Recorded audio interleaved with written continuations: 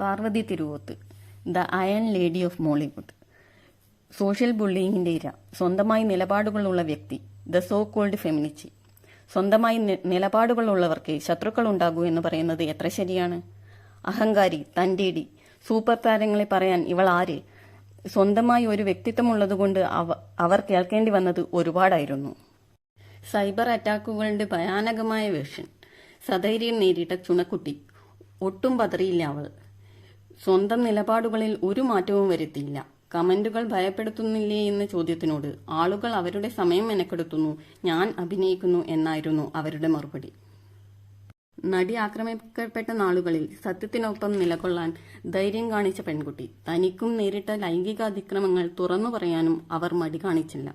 ഇനിയും ഇത് ആവർത്തിക്കരുത്, ഇനിയും ഒരു സ്ത്രീയുടെ കണ്ണീരും മലയാള ചലച്ചിത്ര ലോകം കാണേണ്ടി വരരുത് എന്ന് ഉറക്കെ പറയുകയാണ് ഈ നട്ടലുള്ള പെൺകുട്ടി. ഹേമ കമ്മിറ്റി റിപ്പോർട്ട് വന്നപ്പോൾ നമ്മൾ ആരാധനയോടെ മാത്രം നോക്കിക്കണ്ട പല പ്രമുഖരുടെയും മുഖംമൂടി അഴിഞ്ഞു വീഴുമ്പോൾ ആദ്യ കയ്യടി കൊടുക്കേണ്ടത് ഈ മിടുക്കിക്ക് തന്നെയാണ്. ശക്തമായ കഥാപാത്രങ്ങൾ കൊണ്ടും നിലപാടുകൾ കൊണ്ടും ശ്രദ്ധേയായ നമ്മുടെ പുലിക്കുട്ടി.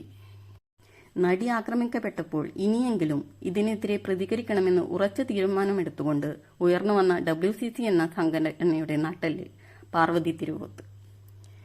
സിനിമയിൽ പവർ ഗ്രൂപ്പ് ഉണ്ടെന്നത് തെളിവ് ഞങ്ങളുടെ ജോലി നഷ്ടം. പാർവതി പറഞ്ഞത് ഇങ്ങനെ.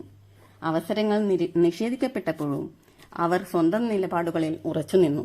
ഉശിരുള്ള പെൺപുലി, bold, brave, talented lady in Malayalam film industry.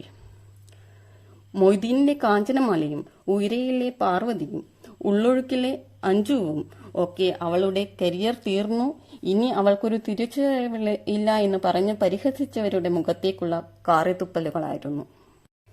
വേട്ടക്കാരനെ പേടിക്കാതെ ഇരക്കൊപ്പം നിന്നതിന് ഫെമിനിസ്റ്റ് എന്ന് കളിയാക്കപ്പെടുമ്പോഴും ഫെമിനിസ്റ്റ് എന്നതിന്റെ ശരിയായ അർത്ഥം അത് ഇവളാണ്. ഈ ലോകത്ത് എല്ലാവരും തുല്യരാണെന്നും ആണിന് കിട്ടുന്ന അതേ സ്വാതന്ത്ര്യം പെണ്ണിനും അവകാശപ്പെട്ടതാണെന്നും ഫെമിനിറ്റി എന്ന് കേൾക്കുന്നത് തനിക്ക് ഒരിക്കലും അപമാനമല്ലെന്നും അവർ പറയുന്നു. Proud of you my girl. നിന്നെപ്പോലെയുള്ളവരെയാണ് ഈ ലോകത്തിനാവശ്യം. നിന്റെ കണ്ണുകളിലെയും വാക്കുകളിലെയും ഈ തീജ്വാലകൾ ഇത്രകാലവും ആരോടും പറയാതെ എല്ലാം സഹിക്കേണ്ടി വന്ന 4 ചുവരുകൾക്കുള്ളിൽ കരയേണ്ടി വന്ന ഒരുപാട് സ്ത്രീകളുടെ കണ്ണീര് ഒപ്പാൻ ഒരു കാരണമാകട്ടെ എന്ന് നമുക്ക് പ്രത്യാശിക്കാം.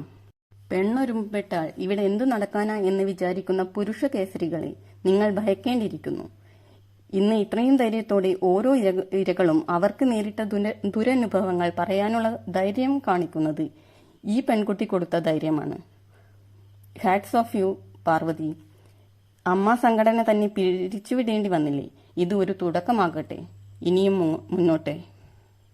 മലയാള സിനിമാ ലോകത്തെ ആട്ടിൻ തോലിയിട്ട ചെന്നായകളുടെ എല്ലാം തനി നിറം പുറത്തു വരട്ടെ. നിങ്ങളുടെ അഭിപ്രായങ്ങൾ കമന്റ് ബോക്സിൽ എഴുതുമല്ലോ. Subscribe my channel for more videos. നന്ദി.